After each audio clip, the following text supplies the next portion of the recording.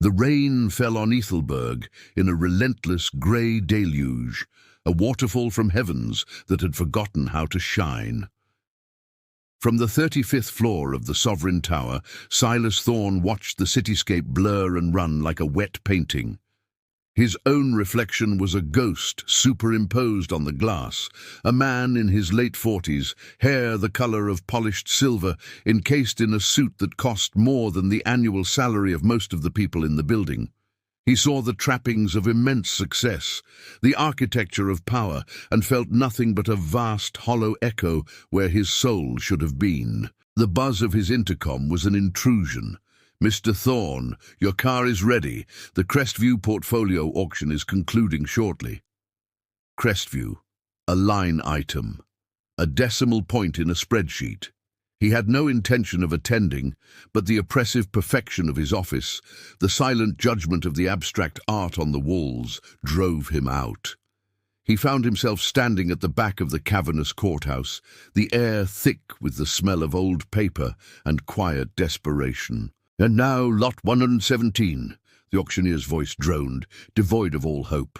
A single-unit residential structure at 1171 Old Quarry Road, uninhabitable. Opening bid is $50. A few bored chuckles rippled through the small crowd of speculative landlords.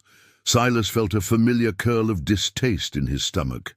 This was the gritty underbelly of the empire he'd built. Then something shifted.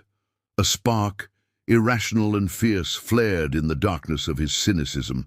It was less a thought and more a primal reaction against the crushing meaninglessness of his days. His hand twitched, a nod so slight it was almost imaginary. The gavel cracked like a gunshot in the quiet hall.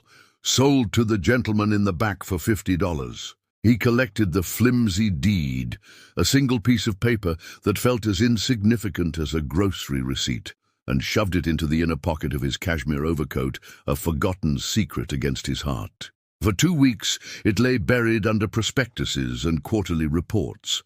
It was during a mind-numbing conference call about merger arbitrage that his fidgeting fingers found it again. He smoothed the crumpled paper on his pristine desk. 1171 Old Quarry Road. The address was a whisper from a past he thought he'd incinerated on his climb to the top. He'd grown up in a neighborhood that smelled like Crestview, of damp and struggle and boiled cabbage.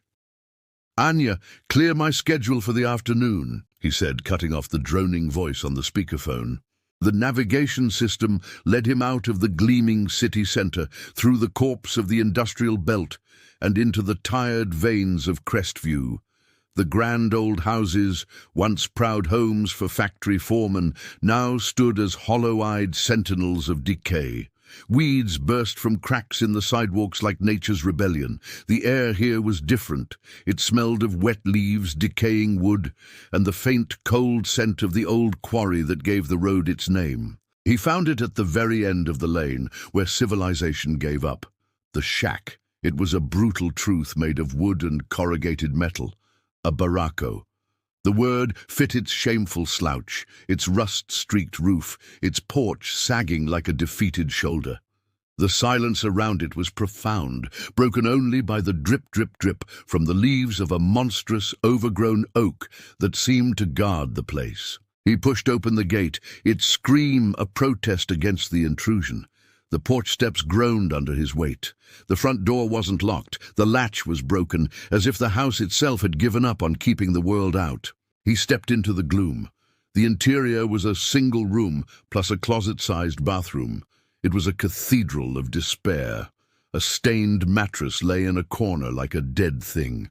A rickety table, missing a leg and propped on a stack of bricks, stood near a fireplace blackened by decades of soot. The floorboards were soft and spongy, threatening to swallow his expensive leather boots. Water stains bloomed across the ceiling like a map of some forgotten, sad country.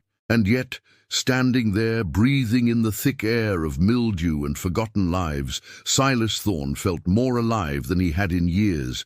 This was not a curated reality. This was truth, raw and unfiltered. His penthouse, with its panoramic views, was the lie. This decay was honest. His eyes were drawn to the fireplace.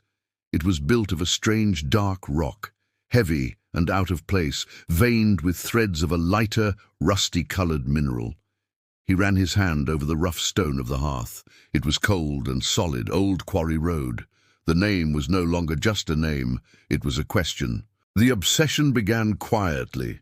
He spent days in the city's central library, a place he hadn't visited since university.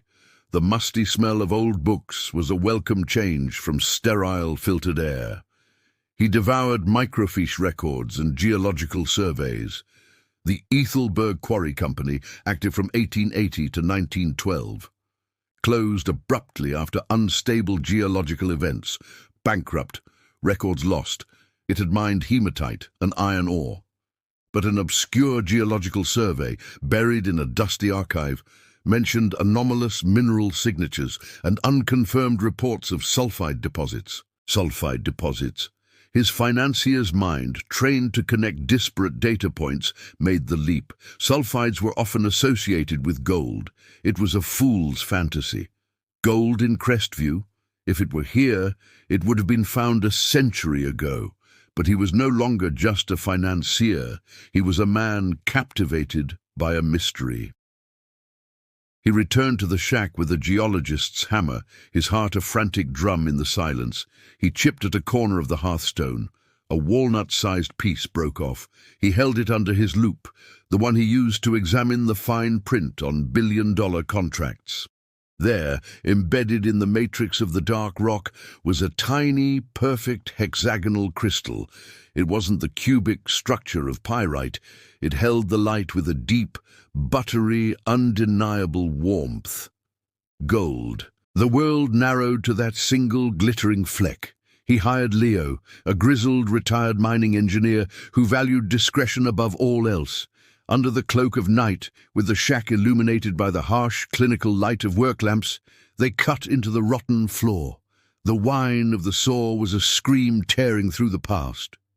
Beneath the rotten wood was not a crawl space, but solid bedrock, and running through it, like a lightning bolt of frozen sunlight, was a thick, glittering vein of quartz shot through with coarse, visible gold. "Mother lode," Leo whispered, his voice filled with a reverence that money alone could never buy. "That's a leader vein, Mr. Thorne, and it's telling us a story." The story it told, revealed through clandestine ground-penetrating radar and core sampling, was more staggering than any fantasy. The vein didn't just lie under the shack. It ran directly beneath the property line of 1171 Old Quarry Road, then fanned out into a wide, massive, low-grade, disseminated deposit that underlay most of the surrounding derelict land, the very land he had acquired for pennies in the Crestview portfolio. He sat in the shack, the core samples laid out before him like the bones of the earth, each cylinder glittering with promise. The value was astronomical, a number so large it felt abstract. It dwarfed his entire fortune. He had taken $50 and turned it into a legend. He should have been euphoric. He should have been planning the largest mining operation the city had ever seen. Instead, he felt a profound and terrifying weight. This secret wasn't just wealth, it was a weapon. Its revelation would be an earthquake. It would obliterate Crestview. The quiet streets, the struggling families, the old man he saw every morning carefully watering his petunias, all of it would be scraped away, replaced by the gaping maw of an open-pit mine and the brutal logic of extraction. He would become the villain of this story, the greedy billionaire who devoured a community to add zeros to a number that was already meaningless. He started walking through Crestview during the day, no longer a spectral observer, but a man facing a terrible choice. He saw the woman in the corner store, her face etched with tired hope. He heard the laughter of children playing in a weed-choked lot. This wasn't a collection of assets, it was a tapestry of lives, fragile but enduring. The shack had given him back a piece of his humanity. To mine the gold would be to betray it. The boardroom confrontation was swift and brutal. He presented the facts, the core samples, the staggering assays. The air grew thick with awe and avarice. Then he delivered his verdict. We are sealing the mine permanently. The mineral rights will be donated to a land trust with an unbreakable covenant against any form of extraction. The uproar was instantaneous. Thorne, this is insanity. The shareholder value. We have a fiduciary duty. He stood, his voice dropping to a calm, granite tone that silenced the room. My duty is to my conscience. This discovery will remain a secret. Anyone who speaks of it will be buried under litigation for the rest of their natural life. We are done here. He walked out, leaving his old life behind. The public story was one of eccentric philanthropy. The Thorne Crestview Initiative was announced to great fanfare. Silas Thorne, the reclusive billionaire, was pouring hundreds of millions into the community, not to displace it, but to empower it.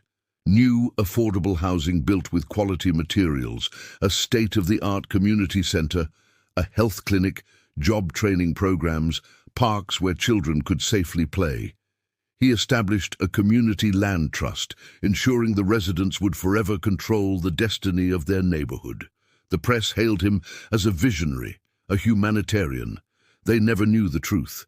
They never saw the gold that silently slept beneath the new playgrounds and gardens. Months later, on a crisp autumn morning, Silas stood on the sturdy, repaired porch of the $50 shack.